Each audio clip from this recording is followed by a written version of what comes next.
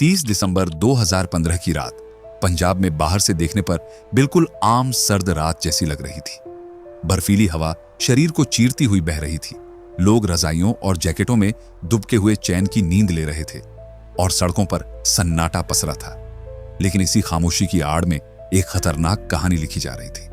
सरहद के उस पार से जैश-ए-मोहम्मद के 4 आतंकी अपने घातक इरादों के साथ भारत में घुस चुके थे। हथियारों से लैस ये लोग भारतीय सेना की वर्दी में थे, ऐसी वर्दी जिसे देखकर किसी को भी यकीन हो जाए कि सामने अपना ही कोई जवान खड़ा है। उनके दिमाग में एक ही मकसद घूम रहा था, पठानकोट एयरबेस। इंडो-पाक बॉर्डर से करीब 30 किलोमीटर अंदर मौजूद यह एयरबेस भारत के लिए रणनीतिक रूप से बेहद अहम रहा है, जिसने 1965 और 1971 की जंग में भी निर्णायक भूमिका निभाई थी। आतंकियों का प्लान साफ था, आत्मघाती हमला करना और वहां खड़े वायुसेना के फाइटर जेट्स को तबाह कर देना। सीमा पार करने के बाद ये आतंकी एक चोरी की कार में सवार थे, लेकिन जैसे ही सुबह हुई, सूरज की रोशनी उनके लिए खतरा बन गई। दिन निकलते ही उन्होंने खुद को जंगलों और झाड़ियों में छिपा लिया। घंटों तक वे सांस रोके पड़े रहे, सिर्फ अंधेरे का इंतजार करते हुए। 31 दिसंबर की शाम ढलते ही वे फिर हरकत में आए। अंधेरा फैलते ही वे जानिया रोड पर निकल आईं और किसी गाड़ी के गुजरने की ताक में खड़े हो गए। रात करीब 9:30 बजे उनकी नजर एक इनोवा पर पड़ी। गाड़ी चला रहे थे एकाग्र सिंह। जैसे ही आतंकियों ने हाथ उठाकर रुकने का इशारा किया, सेना की वर्दी देखकर एकाग्र सिंह के मन में जरा भी शक नहीं हुआ। उन्होंने सोचा अपने ही लोग हैं और गाड़ी रोक दी। अगले ही पल सब कुछ बदल गया। आतंकियों ने उनका फोन छीना और बिना वक्त गंवाए उनका गला काट दिया। लाश को पास के खेत में फेंक दिया गया। उनमें से एक बोला, जल्दी करो, यहां रुकना ठीक नहीं, और गाड़ी तेज रफ्तार में दौड़ पड़ी। जल्दबाजी ही उनकी गलती बन गई। कुछ ही दूर आगे रावी नदी के पुल के पास एक खतरनाक मोड़ पर इनोवा जवाब दे गई। गाड़ी खराब होते ही आतंकियों के चेहरे सख्त हो गए। मजबूरी में उन्होंने कार वहीं छोड़ दी और पास के गन्ने के खेतों में जाकर छिप गए। अब उन्हें एक और सवारी चाहिए थी। रात गहराती जा रही थी और घड़ी ने 11 बजाए। तभी सड़क पर महिंद्रा XUV 500 आती दिखाई दी। यह गाड़ी पंजाब पुलिस के एसपी सलविंदर सिंह की थी। उनके साथ दोस्त राजेश वर्मा और कुक मदन गोपाल थे। तीनों एक दरगाह पर मत्था टेककर गुरदासपुर लौट रहे थे और ड्राइविंग सीट पर राजेश वर्मा थे। जैसे ही गाड़ी कोलियन मोड़ के पास पहुंची, वही वर्दी, वही हाथ का इशारा। अंदर बैठे लोगों ने भी सोचा फौजी है और गाड़ी रोक दी। गाड़ी रुकते ही आतंकियों ने पल भर में असली रंग दिखा दिया। राइफलें तान दी गईं और जबरदस्ती गाड़ी में घुसकर एसपी सलविंदर सिंह और उनके दोनों साथियों के हाथ पैर बांध दिए गए। मोबाइल फोन छीने गए। एक आतंकी ने उन्हीं फोनों में से एक उठाया और पाकिस्तान में बैठे अपने हैंडलर काशिफ जान को कॉल मिलाई। फोन पर वह फुसफुसाते हुए बोला, कार मिल गई है, लोकेशन कंफर्म है, हम टारगेट के बहुत करीब हैं। बातचीत में वह बार बार एयरफोर्स शब्द दोहरा रहा था। गाड़ी के अंदर बंधे हुए तीनों लोग यह सुनकर सन्न रह गए। अब उन्हें साफ समझ आ चुका था कि ये लोग किसी छोटी वारदात के लिए नहीं, बल्कि भारतीय वायुसेना पर हमला करने आए हैं और आने वाले वक्त में कुछ बहुत बड़ा होने वाला है। फोन कटते ही गाड़ी फिर से चल पड़ी। अंधेरी सड़क पर दौड़ती उस गाड़ी के अंदर खौफ का माहौल था। आतंकियों ने चलते वाहन में ही तीनों को लात घूंसों और राइफल की बट से बेरहमी से पीटना शुरू कर दिया। कोई चिल्लाया, शोर मत मचाना वरना यहीं खत्म कर देंगे। कुछ ही देर बाद गाड़ी गुलपुर सिमली गांव के पास जंगलनुमा इलाके में पहुंची। वहां रुकते ही आतंकियों ने एसपी सलविंदर सिंह और कुक मदन गोपाल की आंखों पर पट्टी बांधी और बिना वक्त गंवाए उन्हें चलती गाड़ी से नीचे धक्का दे दिया। अंधेरे में गिरते हुए दोनों को लगा शायद अब जान नहीं बचेगी। आतंकियों को अभी तक यह भनक भी नहीं थी कि जिन 2 लोगों को उन्होंने सड़क पर फेंका है, उनमें से एक पंजाब पुलिस का एसपी है। वे यही समझ रहे थे कि गाड़ी राजेश वर्मा चला रहा था तो मालिक भी वही होगा। इसी गलतफहमी में वे राजेश को अपने साथ ले गए। इधर मौका मिलते ही सलविंदर सिंह और मदन गोपाल ने किसी तरह अपने बंधे हाथ खोल लिए, आंखों से पट्टी हटाई और लड़खड़ाते कदमों से गुलपुर सिमली गांव की तरफ बढ़े। रास्ते में सलविंदर सिंह के दिमाग में बस एक ही बात घूम रही थी, ये चारों आर्मी की वर्दी में पाकिस्तानी आतंकी हैं और इनका टारगेट बहुत बड़ा है। गांव में घुसते ही उन्होंने किसी का मोबाइल मांगा और तुरंत गुरदासपुर पुलिस कंट्रोल रूम को फोन लगाया। घबराई आवाज में बोले, मैं एएसपी सलविंदर सिंह बोल रहा हूं, 4 आतंकी एयरफोर्स बेस पर हमला करने जा रहे हैं। लेकिन दूसरी तरफ से ठंडी प्रतिक्रिया मिली। किसी ने उनकी बातों को गंभीरता से नहीं लिया। उनकी छवि पहले से ही अपने विभाग में खराब मानी जाती थी, इसलिए सोचा गया कि शायद पार्टी करके लौट रहे हैं और मनगढ़ंत कहानी सुना रहे हैं। निराश होकर सलविंदर सिंह ने रात करीब 3:02 पर सीधे गुरदासपुर के एसएसपी को कॉल किया और पूरा घटनाक्रम विस्तार से बता दिया। उधर आतंकियों की गाड़ी में राजेश वर्मा की हालत बद से बदतर होती जा रही थी।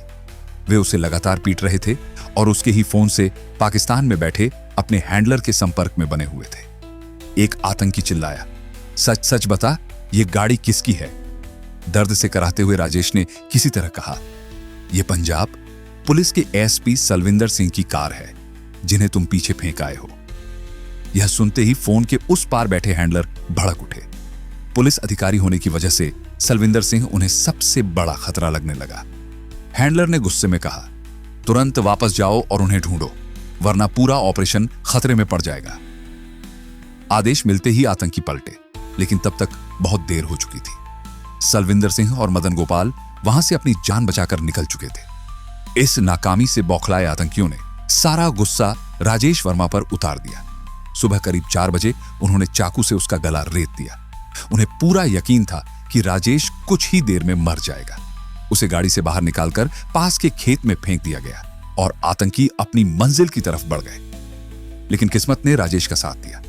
लहूलुहान हालत में भी वह किसी तरह घिसटते हुए पास के गांव अकालगढ़ पहुंच गया। गांव वालों ने उसे देखा तो तुरंत अस्पताल पहुंचाया। वहीं उसने पुलिस को पूरी कहानी बता दी। इसी बीच जिस पहले शख्स एकाग्र सिंह को आतंकियों ने मार डाला था, उनके देर रात तक घर न लौटने पर परिवार वालों ने नजदीकी पुलिस स्टेशन में गुमशुदगी की रिपोर्ट दर्ज करवा दी थी। दूसरी तरफ सलविंदर सिंह लगातार बड़े पुलिस अधिकारियों को फोन कर रहे थे और खतरे की घंटी बजा रहे थे। कुछ ही घंटों में एक ही इलाके से जुड़ी लगातार घटनाओं की खबरों ने पुलिस महकमे को हिला दिया। पठानकोट से दिल्ली तक, जम्मू से ऊधमपुर तक और चंडीगढ़ से पंचकुला तक फोन की घंटियां बिना रुके बजने लगी। जल्द ही यह सूचना गृह मंत्रालय, रक्षा मंत्रालय और प्रधानमंत्री कार्यालय तक पहुंच गई। मानेसर में मौजूद नेशनल सिक्योरिटी गार्ड एनएसजी के एलीट कमांडोज के बेस पर भी कॉल्स की बाढ़ आ गई। और ठीक उसी वक्त जब 1 जनवरी 2016 को पूरी दुनिया नए साल का जश्न मना रही थी, भारत एक बड़े खतरे की आहट महसूस कर चुका था। आतंकी हमले की आशंका ने उस वक्त भारतीय अथॉरिटीज के भीतर हड़कंप मचा दिया था। हर दफ्तर में इमरजेंसी जैसा माहौल बन चुका था। बिना एक पल गंवाए देश की सभी सुरक्षा एजेंसियों और खुफिया नेटवर्क को हाई अलर्ट पर डाल दिया गया। सेना और पुलिस ने मिलकर तुरंत क्विक रिएक्शन टीम्स बनाई और चारों तरफ सर्च ऑपरेशन शुरू हो गया। जांच के दौरान सबसे पहले एकाग्र सिंह की इनोवा गाड़ी मिली और कुछ ही दूरी पर उनकी लाश भी बरामद हो गई। जैसे जैसे तलाशी आगे बढ़ी, कुछ घंटों बाद एसपी सलविंदर सिंह की महिंद्रा एक्सयूवी भी मिल गई, जो पठानकोट एयरबेस से महज 500 मीटर दूर लावारिस हालत में खड़ी थी। अब किसी को कोई शक नहीं रह गया था। सलविंदर सिंह की दी हुई जानकारी और उनकी गाड़ी का एयरबेस के इतने करीब मिलना साफ बता रहा था कि आतंकियों का निशाना सिर्फ और सिर्फ पठानकोट एयरबेस ही था। इसी दौरान इंटेलिजेंस एजेंसियां लगातार उन मोबाइल फोनों को इंटरसेप्ट कर रही थीं जो आतंकियों के कब्जे में थे। एक कॉल में एजेंसियों ने साफ सुना कि पाकिस्तान में बैठे हैंडलर गुस्से में निर्देश दे रहे थे, अब देर मत करो, जल्दी टारगेट तक पहुंचो और प्लेन्स और हेलीकॉप्टर्स उड़ा दो। यानी अब यह पूरी तरह कंफर्म हो चुका था कि आतंकवादी देश में घुस चुके हैं और यह भी तय था कि हमला कहां होने वाला है। लेकिन हैरानी की बात यह रही कि इतनी पुख्ता जानकारी होने के बावजूद आतंकी न सिर्फ पठानकोट एयरबेस में घुसने में कामयाब हुए, बल्कि कई दिनों तक वहां ऐसा खौफ फैलाया कि पूरा देश और दुनिया उसी पर नजर टिकाए रही। टीवी चैनलों पर एक ही हेडलाइन गूंज रही थी, Pathankot airbase attack. Breaking news में एंकर चिल्ला रहे थे, यह बहुत बड़ी खबर है, पठानकोट एयरफोर्स स्टेशन पर आतंकी हमला हुआ है, ऑपरेशन अब भी जारी है। रिपोर्ट्स आ रही थी कि 62 घंटे से ज्यादा वक्त हो चुका है, 4 आतंकियों को सुरक्षा बलों ने मार गिराया है। लेकिन इस ऑपरेशन में हमारे 3 जांबाज सुरक्षाकर्मी भी शहीद हो चुके हैं। नेशनल सिक्योरिटी गार्ड के लेफ्टिनेंट कर्नल निरंजन कुमार की शहादत की खबर ने पूरे देश को झकझोर दिया। मॉपिंग अप ऑपरेशन के दौरान एक विस्फोटक को निष्क्रिय करते वक्त उन्होंने अपनी जान कुर्बान कर दी। हमले के बाद उंगलियां सीधे पाकिस्तान की तरफ उठने लगी। भारत ने सबूतों के साथ साफ कहा कि आतंकी पाकिस्तानी है। उधर पाकिस्तान की तरफ से बयान आया, हिंदुस्तान की तरफ से कुछ लीड्स मिली जिस पे हम तहकीकात कर रहे हैं और वो लीड्स हमने यानी कि बरमला कहा है तो हम छुपा भी सकते थे, हम उसको गोल भी कर सकते थे, लेकिन हमने कहा कि नहीं मिली हैं लीड्स और उस पर हम तफ्तीश कर रहे हैं। इसके बाद पाकिस्तान से एक जॉइंट इन्वेस्टिगेशन टीम भी जांच के लिए दिल्ली पहुंची। कि पाकिस्तान की जॉइंट इन्वेस्टिगेशन टीम यानी कि JIT पठानकोट पहुंच चुकी है। हालांकि इसी बीच पाकिस्तान में इस हमले से जुड़ा मामला दर्ज होने की खबरें भी सामने आईं। पठानकोट एयरबेस की सुरक्षा और सख्त कर दी गई। गरुड़ कमांडोज और डिफेंस सर्विस कॉर्प्स की टीमें स्टेशन के भीतर तैनात कर दी गईं। हर मूवमेंट पर नजर रखी जा रही थी। दिल्ली में national security adviser Ajit Doval ने सेना प्रमुख general Dalbir Singh Suhag, air chief marshal अरूप राहा और इंटेलिजेंस ब्यूरो ऑफ रॉ के प्रमुख अधिकारियों के साथ एक हाई लेवल मीटिंग की। मीटिंग के बाद फैसला हुआ कि नेशनल सिक्योरिटी गार्ड की एक टीम को तुरंत एयरलिफ्ट कर पठानकोट भेजा जाए। आदेश मिलते ही NSG के कमांडोज हरकत में आ गए, लेकिन इसी बीच एक और चौंकाने वाली सच्चाई सामने आई।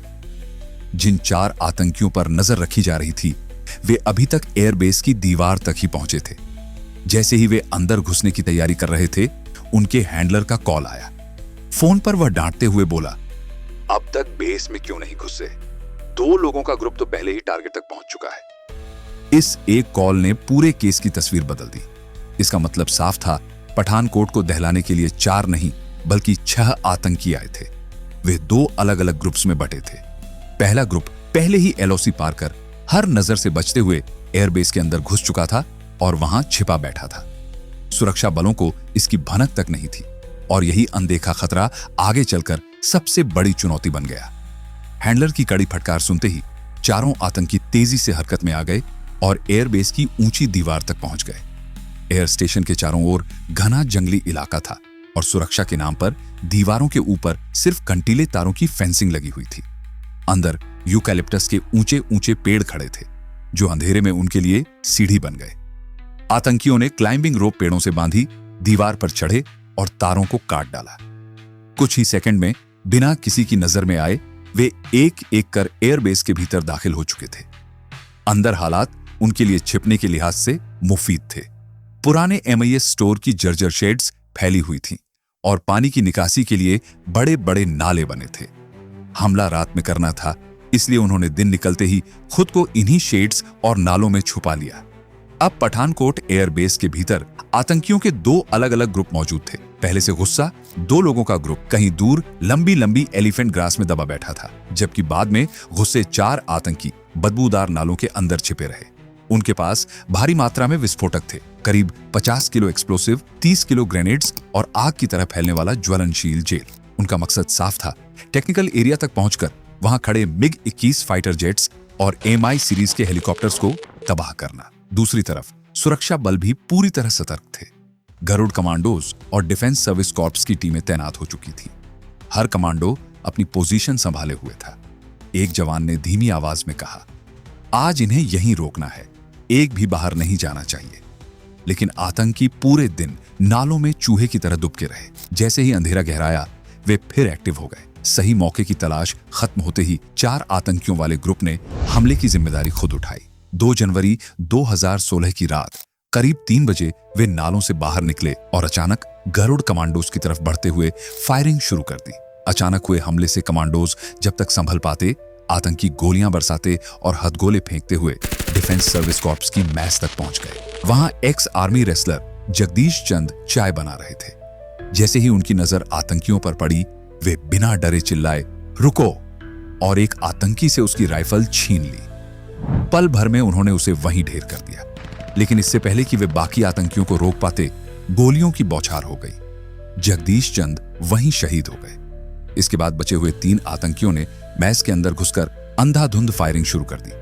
गोलियों की आवाज से पूरा इलाका गूंज उठा और डीएसएससी के 4 और जवान अपनी जान गंवा बैठे। अपने 5 साथियों की शहादत से जवानों का खून खौल उठा। एक कमांडो ने गुस्से में कहा, अब एक भी जिंदा नहीं बचेगा। इसी जज्बे के साथ आतंकियों को खत्म करने और एयरबेस को पूरी तरह सुरक्षित करने के लिए ऑपरेशन ढांगू शुरू किया गया। यह कोई छोटा इलाका नहीं था। पठानकोट एयरबेस करीब 25 किलोमीटर में फैला हुआ है, जहां लगभग 10,000 वायुसेना कर्मी अपने परिवारों के साथ रहते हैं। हर कदम पर खतरा था और हर मिनट कीमती, क्योंकि दांव सिर्फ एक बेस का नहीं बल्कि हजारों जिंदगियों और देश की सुरक्षा का था। महज से रिहायशी क्वार्टर्स की दूरी बेहद कम थी और इसी वजह से यह डर लगातार मंडरा रहा था कि आतंकी किसी भी वक्त वहां मौजूद लोगों को बंधक बना सकते हैं। हालात इसलिए भी ज्यादा संवेदनशील थे क्योंकि उस वक्त एयर स्टेशन के अंदर नाइजीरिया, अफगानिस्तान, बांग्लादेश और म्यांमार से आए 23 मिलिट्री ट्रेनीज भी मौजूद थे। एयरफोर्स को साफ अंदेशा था कि अगर इन विदेशी ट्रेनीज को जरा सा भी नुकसान पहुंचा तो भारत को इंटरनेशनल लेवल पर भारी कूटनीतिक दबाव झेलना पड़ सकता है। इसके अलावा मैस से महज 500 मीटर की दूरी पर मौजूद टेक्निकल एरिया सबसे बड़ी प्राथमिकता बन चुका था, जहां फाइटर जेट्स और हेलीकॉप्टर्स तैनात थे। इसी इलाके के चारों तरफ गरुड़ कमांडोज और एनएसजी की दर्जनों टीमें घेरा बनाए खड़ी थीं। एक सीनियर अधिकारी ने सख्त लहजे में कहा, टेक्निकल एरिया हर हाल में सेफ रहना चाहिए, किसी भी कीमत पर। मैस के बाद आतंकी पास की फर्नीचर स्टोर करने वाली इमारत में घुस गए और वहीं से छिप छिप कर कमांडोज पर फायरिंग करने लगे। उनके इस गुरिल्ला स्टाइल हमले से भारतीय जवानों को जवाबी कार्रवाई में दिक्कतें आने लगी, क्योंकि दुश्मन सामने दिख ही नहीं रहा था। उनकी सटीक लोकेशन जानने के लिए तुरंत एक अनमैन्ड एरियल व्हीकल यानी यूएवी को हवा में भेजा गया। जैसे ही एनएसजी को आतंकियों की पोजीशनिंग का अंदाजा मिला, उन्होंने उन्हें चारों तरफ से दबाना शुरू कर दिया। आतंकियों के पास AK-47 राइफल्स थीं, जिनके जवाब में भारतीय commandos MP5 assault rifle, Glock pistol और कॉर्नर शॉटगन जैसी मॉडर्न हथियारों से मोर्चा संभाले हुए थे। दोनों तरफ से भीषण गोलीबारी शुरू हुई। गोलियों की तड़तड़ाहट और धमाकों से पूरा एयरबेस थर्रा उठा। सुबह कब दोपहर में बदली और दोपहर कब शाम में ढल गई, किसी को वक्त का अंदाजा तक नहीं रहा। आतंकी कभी अचानक फायरिंग करते तो कभी ग्रेनेड और विस्फोटकों का सहारा लेते, लेकिन आमने सामने की भिड़ंत में वे कमांडोज के सामने टिक नहीं पा रहे थे। भारतीय जवानों ने उनकी हर चाल को नाकाम कर दिया था। आखिरकार 2 जनवरी 2016 की शाम तक 3 और आतंकियों को मार गिराया गया। अब कुल 4 आतंकी ढेर हो चुके थे। कुछ वक्त बाद जब चारों तरफ खामोशी छा गई और आतंकियों की ओर से कोई जवाबी हमला नहीं हुआ, तो जवानों के बीच राहत और जश्न का माहौल बन गया। वहां मौजूद कई लोगों ने मान लिया कि एयरबेस में सिर्फ 4 आतंकी ही थे और सभी को खत्म कर दिया गया है। डिफेंस फोर्सेस ने ऑपरेशन समेटने का मन बना लिया और यह सूचना दिल्ली तक पहुंचा दी गई। कुछ केंद्रीय मंत्रियों ने भी सोशल मीडिया पर सुरक्षा बलों को बधाइयां देना शुरू कर दिया, जैसे लड़ाई खत्म हो चुकी हो। लेकिन यह जश्न जल्दबाजी में किया गया था। यह असल में तूफान से पहले की खामोशी थी। किसी को जरा भी अंदाजा नहीं था कि एयरबेस की ऊंची ऊंची घास और घनी झाड़ियों में 2 आतंकी पहले से ही चुपचाप छिपे बैठे हैं। ये दोनों लंबे वक्त से सही मौके का इंतजार कर रहे थे। उनके पास मॉर्फिन के इंजेक्शन थे, पका हुआ चिकन और रोटियों के पैकेट थे, जिनके सहारे वे कई दिनों तक बिना बाहर निकले जिंदा रह सकते थे। इन खतरनाक सच्चाइयों से अनजान एनएसजी ने ऑपरेशन को लगभग पूरा मानते हुए पूरे इलाके को सैनिटाइज करना शुरू कर दिया। 3 जनवरी 2016 की सुबह बम स्क्वाड के commanding officer lieutenant colonel Niranjan Kumar अपनी टीम के साथ मारे गए आतंकियों के शरीर पर लगे विस्फोटकों और ग्रेनेड्स को डिफ्यूज करने में जुट गए। कुछ ही देर में 3 आतंकियों के शरीर से विस्फोटक सुरक्षित तरीके से हटा लिए गए। लेकिन जैसे ही लेफ्टिनेंट कर्नल निरंजन चौथे आतंकी के शरीर से बम हटाने के लिए आगे बढ़े, अचानक एक जोरदार धमाका हुआ। उन्होंने बुलेट प्रूफ जैकेट पहन रखी थी, फिर भी विस्फोट की तीव्रता इतनी ज्यादा थी कि उनकी मौके पर ही शहादत हो गई। इस धमाके में 5 अन्य कमांडोज भी गंभीर रूप से घायल हो गए। लेफ्टिनेंट कर्नल निरंजन की शहादत ने पूरे पठानकोट 1 एयरबेस को फिर से सन्न कर दिया। एक जवान की आंखों से आंसू निकल पड़े और वह बुदबुदाया, सर चले गए। इसी अफरा तफरी का फायदा उठाकर काफी देर से छिपे बैठे दोनों आतंकियों ने सुबह करीब 10 से 11 बजे के बीच एयरबेस के एक दूसरे ब्लॉक से अचानक फायरिंग शुरू कर दी। इस ब्लॉक की पहली मंजिल पर 6 डिफेंस पर्सनल भी मौजूद थे। अगर आतंकी उन्हें बंधक बना लेते तो उनकी जान के बदले भारत पर दबाव बनाया जा सकता था, लेकिन सौभाग्य से आतंकियों को इसकी जानकारी नहीं थी, इसलिए उन्होंने उस ओर ध्यान नहीं दिया। उनका एकमात्र मकसद टेक्निकल एरिया तक पहुंचकर तबाही मचाना था। गोलीबारी की आवाज सुनते ही पूरे एयरबेस में फिर से अलर्ट जारी हो गया। हालात की गंभीरता को देखते हुए दिल्ली से एनएसजी की 2 और यूनिट्स को तुरंत एयरलिफ्ट कर पठानकोट भेजा गया। अब यह साफ हो चुका था कि लड़ाई अब भी खत्म नहीं हुई है और आखिरी सांस तक यह जंग जारी रहने वाली है। सबसे पहले उस ब्लॉक में फंसे 6 डिफेंस पर्सनल को सुरक्षित बाहर निकाला गया। एक कमांडो ने रेडियो पर कहा, सभी लोग बाहर हैं, अब फुल क्लियरेंस लो। इसके बाद एनएसजी और गरुड़ कमांडोज ने मिलकर पूरी इमारत को चारों तरफ से घेर लिया, लेकिन दोनों आतंकी फिर भी पकड़ में नहीं आए। वे दिन भर छुपकर कभी इधर से तो कभी उधर से फायरिंग करते रहे, कमांडोज को लगातार उलझाए रखा। शाम ढलने लगी थी, अंधेरा तेजी से फैल रहा था और वक्त अब उनके खिलाफ जा रहा था। ऐसे में फैसला लिया गया कि अब इंतजार नहीं, सीधे एक्शन होगा। आखिरकार एनएसजी कमांडोज ने आतंकियों को उसी कमरे में खत्म करने के लिए ब्रीचिंग बस्टर टूल्स का इस्तेमाल किया। जिस कमरे में आतंकी छिपे थे, उसके दरवाजे जोरदार धमाके के साथ उड़ा दिए गए। अगले ही पल कमांडोज ने कमरे के अंदर कैनन फायर किया। तेज धमाके और धुएं के बीच दोनों आतंकी ढेर हो गए। उनके मारे जाते ही पठानकोट एयरबेस पूरी तरह से सुरक्षित हो गया, लेकिन इस बार कंट्रोल रूम कोई जल्दबाजी नहीं करना चाहता था। किसी ने साफ कहा, पहले 100% कंफर्मेशन चाहिए, फिर ही दिल्ली को बताएंगे। एनएसजी ने एयरबेस के चप्पे चप्पे की दोबारा तलाशी ली। कई घंटों की सर्च के बाद जब यह तय हो गया कि अब कोई खतरा बाकी नहीं है, तब जाकर 5 जनवरी 2016 की दोपहर ऑपरेशन को आधिकारिक रूप से बंद किया गया। 6 के 6 आतंकियों को मार गिराकर और टेक्निकल एरिया को पूरी तरह सुरक्षित रखकर भारत ने आतंकियों का मिशन नाकाम कर दिया था, लेकिन इसकी कीमत बहुत भारी थी। इस ऑपरेशन में देश के 7 बहादुर जवान शहीद हुए थे। इन्हीं में से एक गरुड़ कमांडो गुरसेवक सिंह भी थे, जिनकी शादी को महज 45 दिन हुए थे। उनकी शहादत की खबर ने हर आंख नम कर दी। पूरा देश गहरे शोक में डूबा हुआ था। सरकार इस हमले के पीछे मौजूद हर साजिश को बेनकाब करना चाहती थी। इसलिए जब एयरबेस के अंदर ऑपरेशन ढांगू चल रहा था, उसी वक्त पंजाब पुलिस एएसपी सलविंदर सिंह और उनके दोनों साथियों राजेश वर्मा और मदन गोपाल से भी गहन पूछताछ की जा रही थी। पुलिस जानना चाहती थी कि जिन आतंकियों ने एकाग्र सिंह को बेरहमी से मार डाला, उन्होंने सलविंदर सिंह को आखिर जिंदा क्यों छोड़ दिया।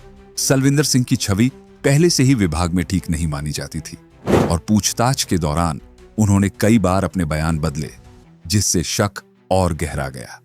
हालांकि जांच आगे बढ़ने पर उन्हें इस हमले से क्लीन चिट दे दी गई।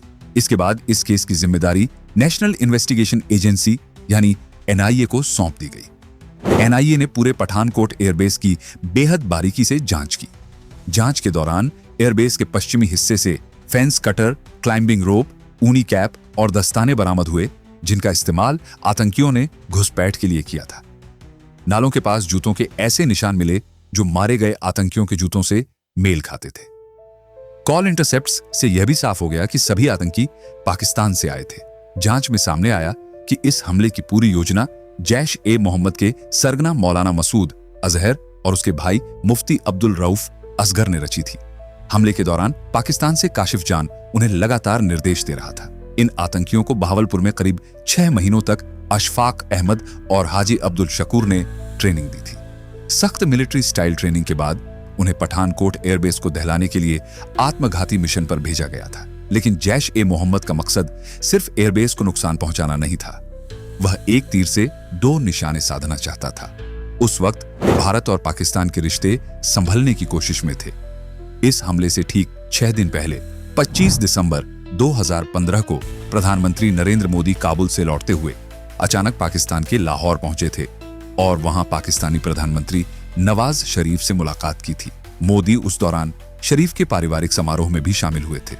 यह 2004 के बाद पहली बार था जब किसी भारतीय प्रधानमंत्री ने पाकिस्तान का दौरा किया था।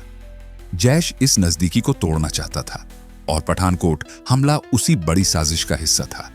नरेंद्र मोदी का अचानक लाहौर जाना दरअसल बरसों से बिगड़े भारत पाक रिश्तों को दोबारा पटरी पर लाने की कोशिश थी। उनका मानना था कि अगर बातचीत का रास्ता खुलेगा तो दुश्मनी की दीवारें खुद ब खुद कमजोर होंगी। लेकिन यही नजदीकी जैश-ए मोहम्मद को सबसे ज्यादा चुभ रही थी।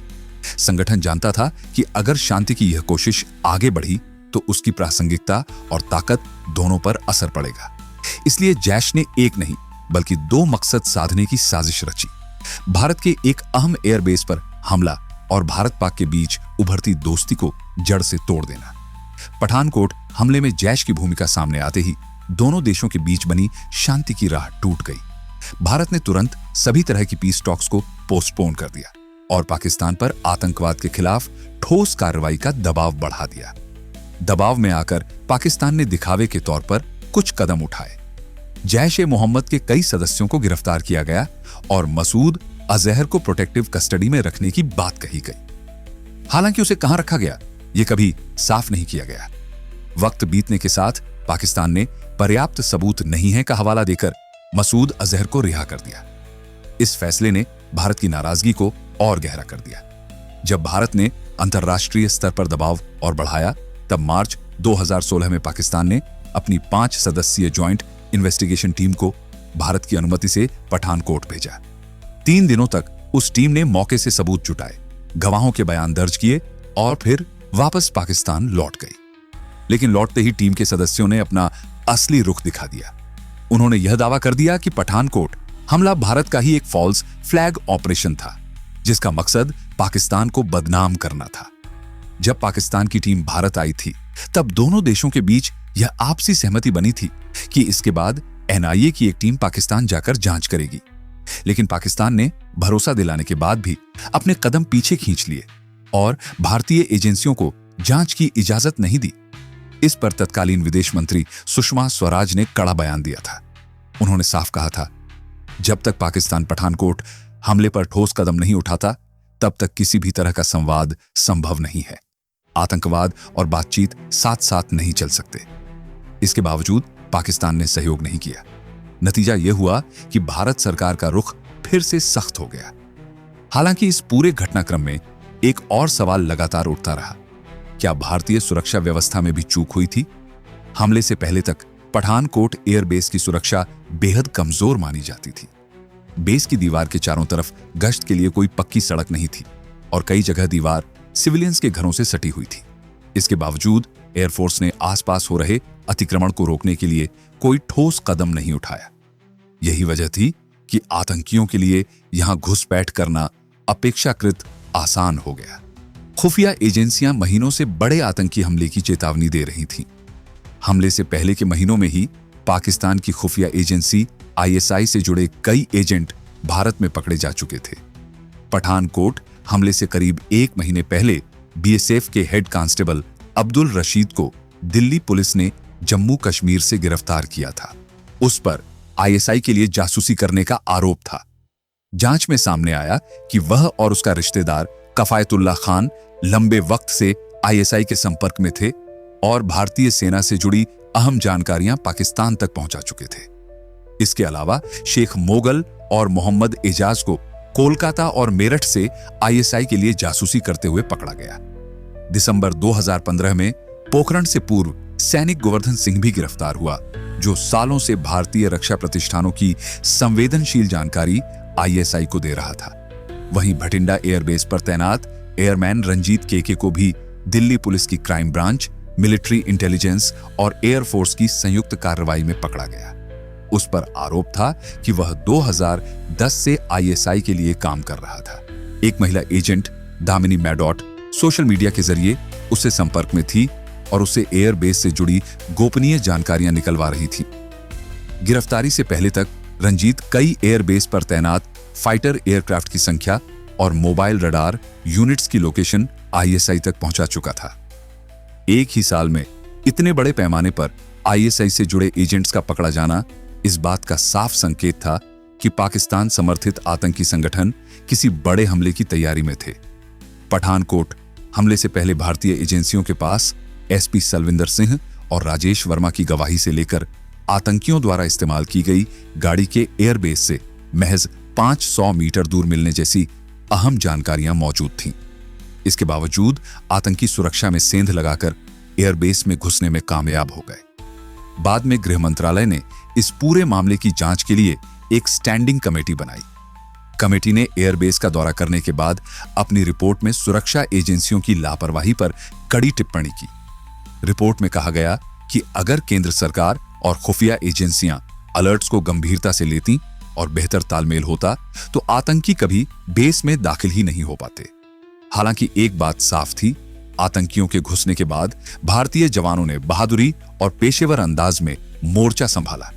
उनकी वजह से जैश ए मोहम्मद का कोई भी आतंकी टेक्निकल एरिया तक नहीं पहुंच पाया और एयरफोर्स को होने वाला बड़ा नुकसान टल गया। जैश का यह मिशन भले ही फेल हो गया, लेकिन वह दरार जो वह भारत और पाकिस्तान के बीच डालना चाहता था, वह इस हमले के बाद फिर गहरी हो गई। जैश यही नहीं रुका। इस हमले के करीब 8 महीने बाद उरी हमला हुआ और लगभग 3 साल बाद पुलवामा में उसने देश को झकझोर देने वाली वारदात को अंजाम दिया। पठानकोट के बाद भारत ने सैन्य जवाबी कार्रवाई नहीं की, लेकिन उरी और पुलवामा के बाद भारत ने दुश्मन के घर में घुसकर जवाब दिया और साफ संदेश दे दिया कि अब हर हमले की कीमत चुकानी पड़ेगी। अगर आपको यह कहानी सिर्फ एक खबर नहीं बल्कि सिस्टम की परतें खोलती सच्चाई लगी हो तो वीडियो को लाइक करें, चैनल को सब्सक्राइब करें और घंटी जरूर दबाएं। रिवीलिंग आइज, जहां हर कहानी आंखें खोलती है और सच किसी न किसी मोड़ पर सामने आ ही जाता है।